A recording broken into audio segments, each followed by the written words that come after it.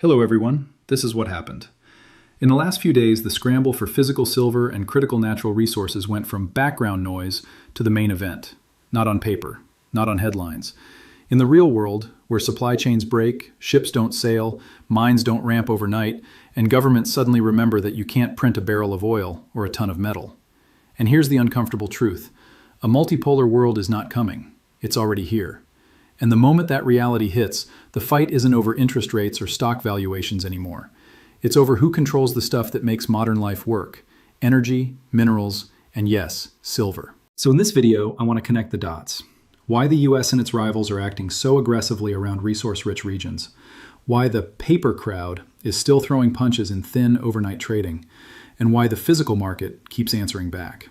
Then we'll zoom out with the long-term gold and silver charts so you can stop getting whiplash from day-to-day volatility and start seeing the actual trend.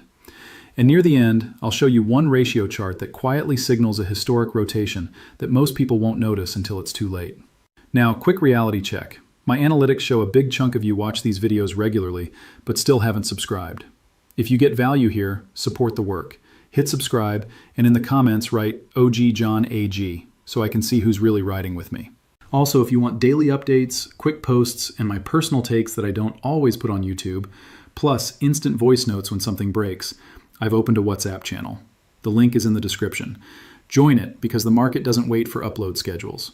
And one more thing, by the time you're watching this, a members-only video should already be live. One single video with the key updates so far, plus deeper analysis for people who want the full picture. If you want to know who's actually following closely, that's where we'll be. All right, let's jump in. And I know some of you are thinking, okay, but what's the one event that kicked this off? It's not one event, it's a chain reaction. When you hear about sudden pressure on an oil-heavy country, that's not just about democracy or stability. It's about barrels, it's about pipelines.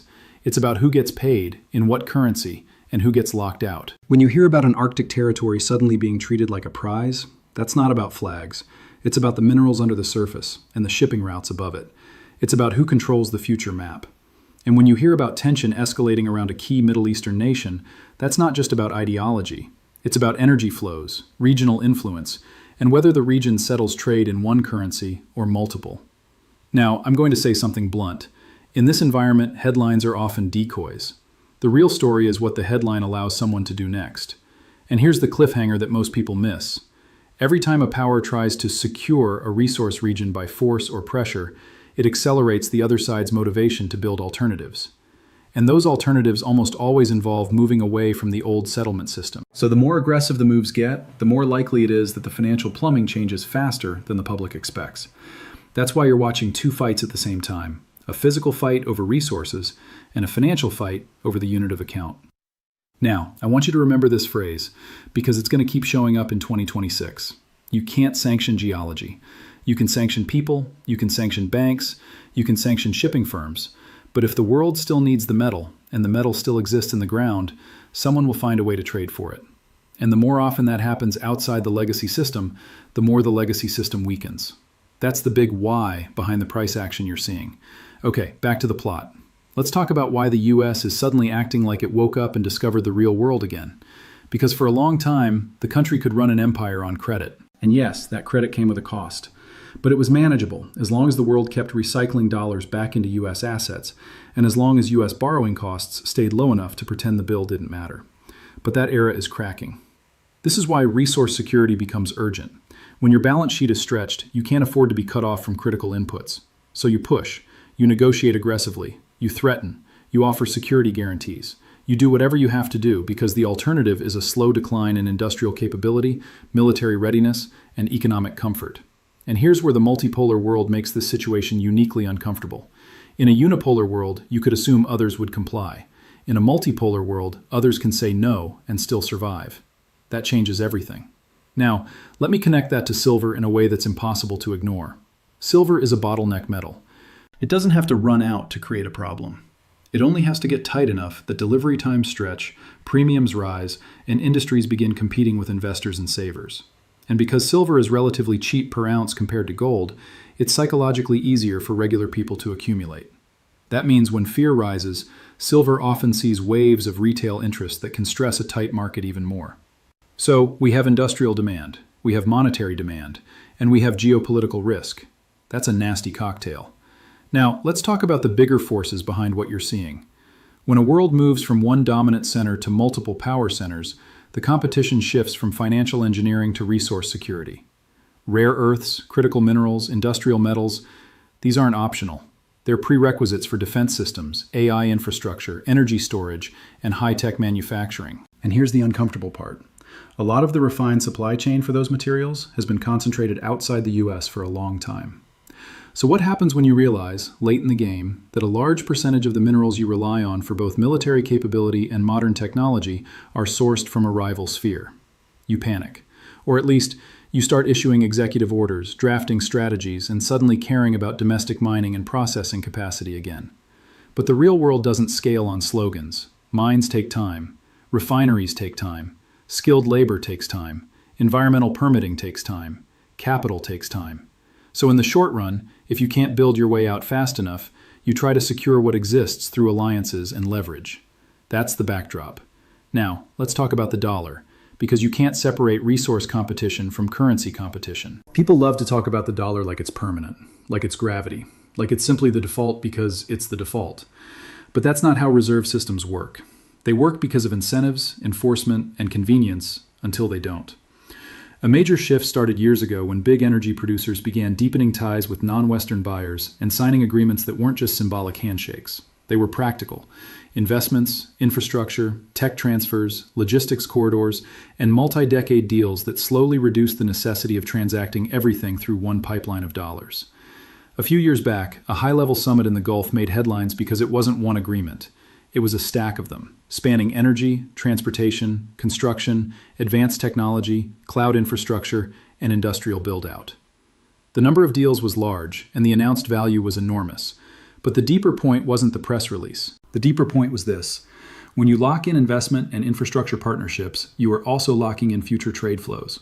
And trade flows decide currency usage. That's why the petrodollar conversation matters. Not because it's a conspiracy phrase, because it describes a mechanism. After the US broke the last tether to gold in the early 1970s, it needed a new anchor for global demand for dollars. The basic idea was straightforward. Keep oil priced and settled predominantly in dollars, and you force global demand for dollars, because the world needs oil. That system helped the dollar stabilize in a crucial period, but it was never magic. It was a deal. Deals can be diluted, renegotiated, or bypassed, and now the bypass is accelerating. Some countries want payment optionality. Some want reduced exposure to sanctions risk. Some simply want leverage. Whatever their motive, the result is the same. The dollar's role is still large, but it's no longer unquestioned.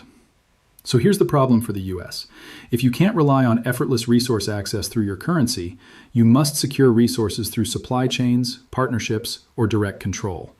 And that's why the resource scramble feels so frantic. Now, before anyone mishears me, the dollar is still everywhere. Global FX turnover still sees the dollar on one side of most trades. That's real.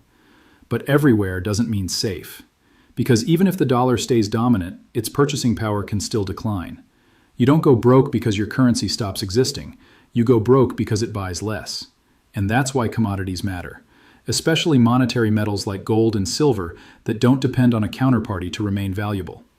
But here's where things get spicy. The US has burned a mountain of treasure across decades. Foreign wars, security commitments, nation building, and endless projects with questionable returns. In some places, it spent decades and walked away with little to show except receipts. In other places, trillions were spent, and stability is still elusive. Meanwhile, the bill at home keeps growing. Defense spending is enormous. Interest on the national debt is enormous. And the debt pile itself is enormous. That's not a political statement, that's arithmetic. And when you combine that with corporate debt, consumer debt, and the giant derivatives iceberg nobody wants to talk about, you begin to see why policymakers look like they're trying to outrun a fire.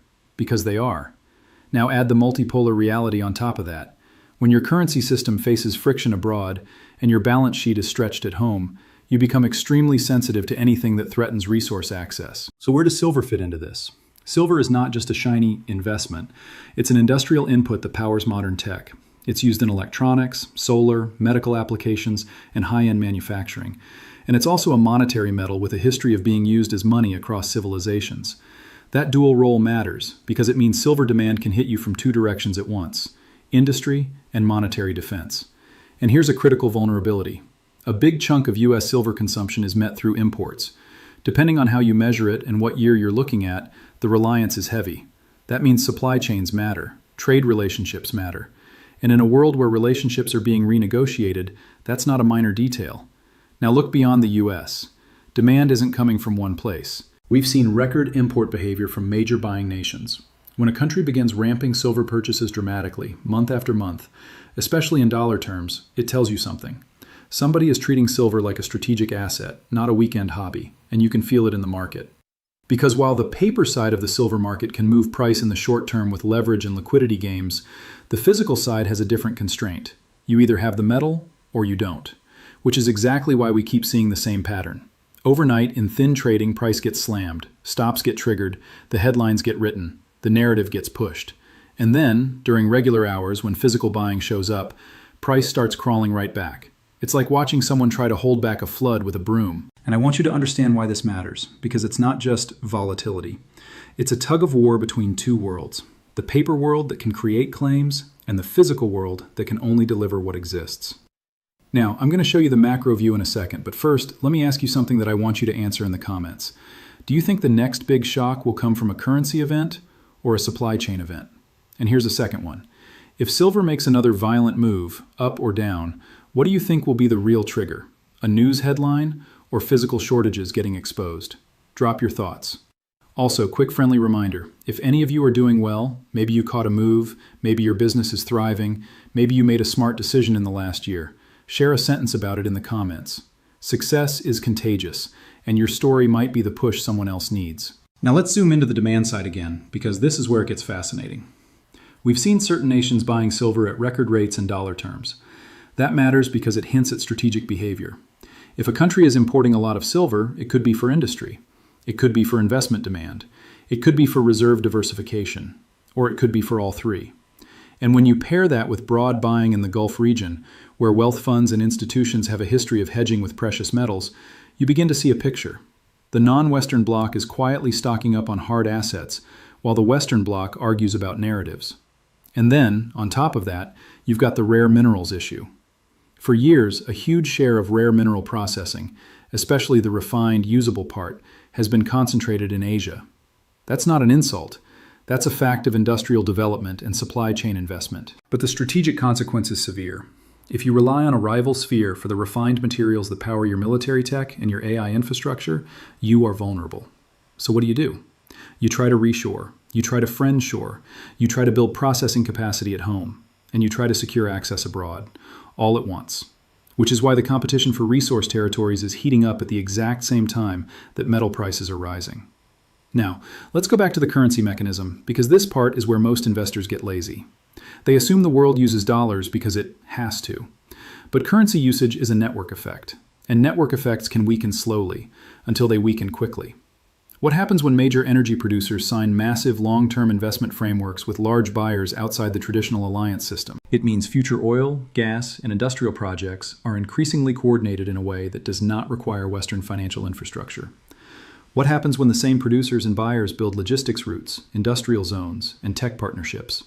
It means trade gets stickier, and sticky trade reduces the need to recycle dollars through U.S. assets. Again, this doesn't flip overnight. It bleeds. It spreads. And that's why, in this transition, hard assets are not speculation. They're insurance. Now, let me lay out the next cliffhanger. If resource competition intensifies, governments will respond. Sometimes they respond with diplomacy. Sometimes they respond with military positioning. But very often, they respond with financial measures. Export restrictions, import bans, sanctions, capital controls, or regulatory pressure. And every one of those measures has second-order effects. They distort supply. They raise costs. They push buyers into alternative channels. And they increase the appeal of portable, permissionless assets like physical metal. That's why this cycle feeds itself. Now, I want you to understand something else about silver that doesn't get enough attention. Silver's supply doesn't respond quickly to price. Even if the price spikes, new supply doesn't magically appear next month. Much of silver comes as a byproduct of other mining. That means silver supply depends on the economics of other metals. So even if silver goes to a much higher price, supply response can be slow and uneven. That is why tightness can persist. And that's why physical demand matters so much. Okay, now we can move into the chart work with the right mindset. Because the chart isn't just lines. The chart is behavior under stress. And right now, the behavior is telling you that the market is trying to reprice scarcity, while a leveraged paper structure tries to keep the lid on. That is the battle. Now, let's get into the charts, because if you don't zoom out, the daily noise will mess with your head. First, gold. On a weekly chart, the story is simple. Gold has been grinding higher, and even with pullbacks, it's been holding levels that used to be unthinkable not long ago. People who stare at 5-minute candles think every dip is the end. People who look at the weekly see something else, a market that's digesting gains and preparing for the next leg. But the monthly chart is where it gets really interesting. When you pull gold back decades, you see the old peaks, you see the long consolidations, and you see the breakouts that change the narrative. At certain points, gold doesn't just rise, it breaks a psychological wall that resets the entire discussion. A key level was broken not too long ago, an area that acted like a ceiling for years. When gold punched through, it didn't just keep running. It did what strong markets often do. It came back, tested the breakout, and then resumed higher. That retest is the part most people misunderstand. They see it as weakness. It's often strength. It's the market checking whether the new level is real. And when it holds, it builds a base for the next move. Now, silver. Silver is the wilder cousin. It moves faster, it scares people out more aggressively, and it rewards conviction more violently. On a weekly chart, you can see the reality beneath the drama. Yes, silver gets hit. Yes, it whipsaws. But zoomed out, it has been climbing, and the moves are not random. They're part of a bigger formation that has been building for years. And when you go to the monthly chart, you can see why so many long-term silver watchers have been talking about this period like it's a once-in-a-generation setup. You've got a massive, multi-decade base. You've got a structure that, when it finally breaks, doesn't just create a rally, it can create a repricing. We saw an important breakout phase, then a pullback that looked scary to anyone who only watches short time frames, and then a recovery that confirmed the breakout zone wasn't a mirage. That's exactly how a long-term bull market often behaves. Break, retest, launch. Now, let's talk numbers for perspective. Silver closed the previous year around the low 70s. Recently, it traded around the low 90s. Do the math, and you're looking at roughly a 25 to 30% move in a short period. That's not normal. That's a message. And this is why I keep hammering this point. The paper market can create the appearance of abundance, but physical demand is not fooled by appearance. And this is why the overnight smashes have been losing their psychological effect. Because people who want physical metal don't panic sell because of a 2 a.m. candle. They place orders when they see dips. They pull inventory when they see weakness. And every time that happens, it reduces the metal available for the next wave of demand. That's how tight markets get tighter. Now, I want to connect this to the bigger asset rotation, because this is where the real cliffhanger sits. If you look at broad stock indices priced in silver, meaning you measure stocks not in dollars but in ounces of silver, you get a very different picture of wealth. For decades, there has been a long trend that favored financial assets. Stocks outperformed in dollar terms, and people built entire identities around the idea that paper assets always win. But ratios tell the truth that headlines hide. When the S&P to silver ratio starts breaking down through long-held trend lines, it signals that silver is beginning to outperform stocks on a relative basis. And that matters because it suggests capital is rotating, slowly at first, and then suddenly. The same story shows up when you look at the Dow to gold ratio. When that ratio breaks key levels, it often marks a shift in the cycle, away from paper dominance and toward hard asset strength. Does that mean all money flees stocks overnight? No. Markets don't work like that.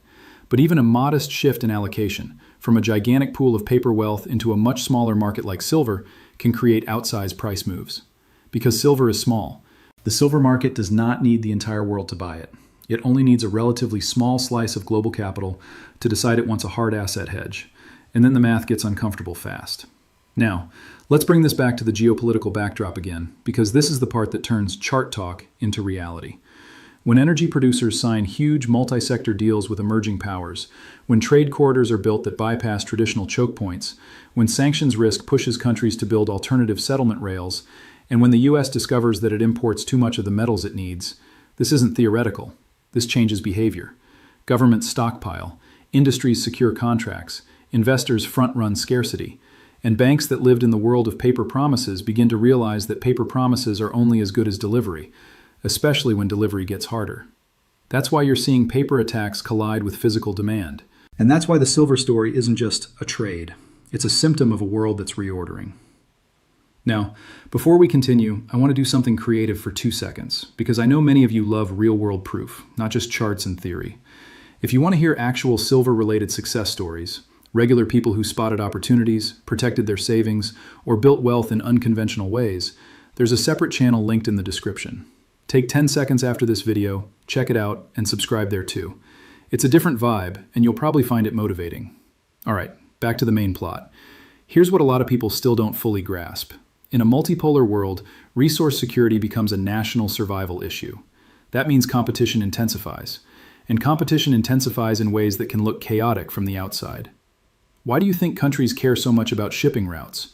Because resources move on ships. Why do you think certain regions suddenly become strategic partners after decades of neglect? Because resources live there. Why do you think an island, a desert, or an icy landmass can suddenly become the center of diplomatic attention? Because underneath that ground are materials you can't replace with an app.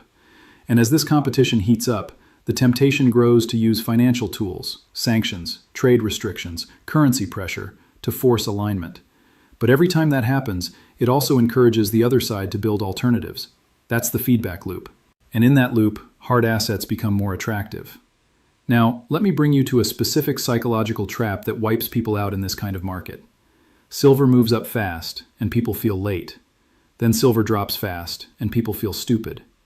Then they sell, swear it off, and miss the next move. That cycle is not an accident. Volatility is a weapon. It shakes out weak hands and transfers metal, or exposure, to stronger hands. So if you want to survive this environment, you need a macro anchor. That's why we zoom out. That's why we look at monthly charts. That's why we use ratios. Because the goal is not to win every hour. The goal is to avoid getting emotionally harvested by the market. Now, let's address the paper attacks directly. Why do they hit overnight? Because liquidity is thinner. It's easier to move price with fewer contracts. It's easier to create a scary candle. It's easier to trigger stops, and it's easier to manufacture a narrative. But here's the weakness. If the physical market is strong enough, the paper attack becomes a discount event. It becomes a buying opportunity.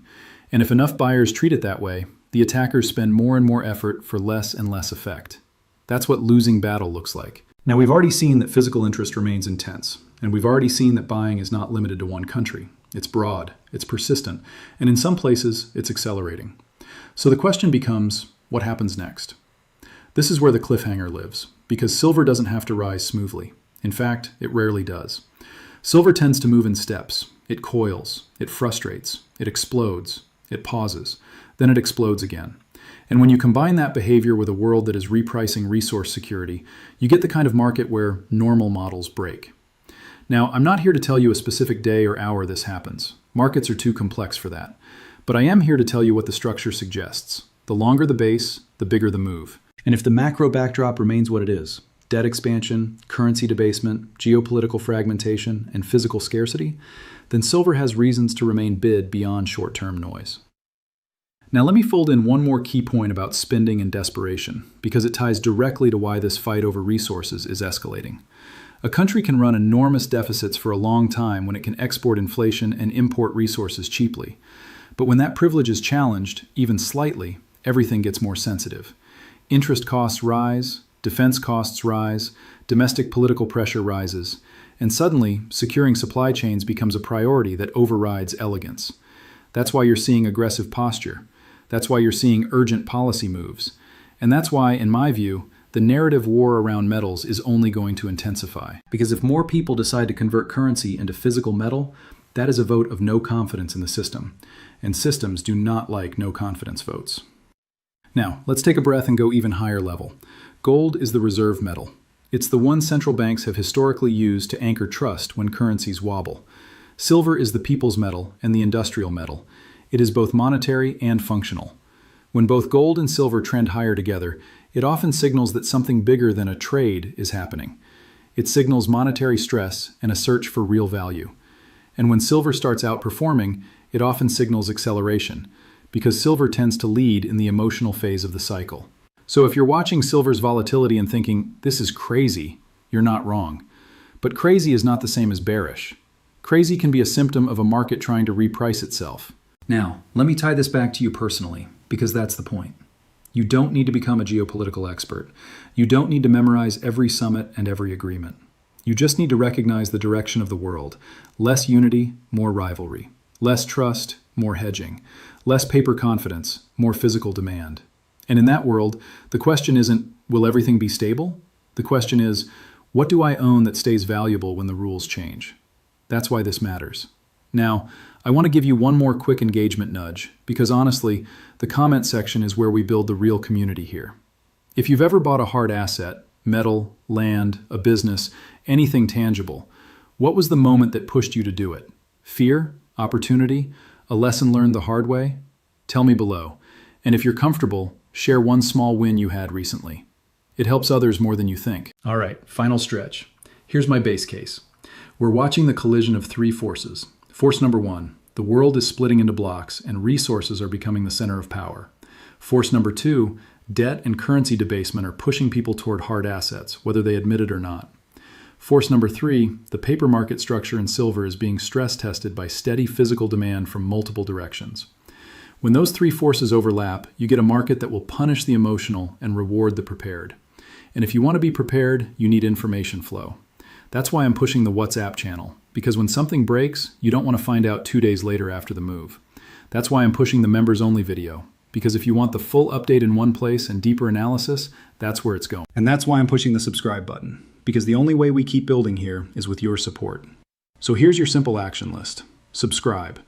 Join the WhatsApp channel via the link in the description. If you want the deeper recap and premium breakdown, check the members only video. And in the comments, write OG John AG if you want to back the mission.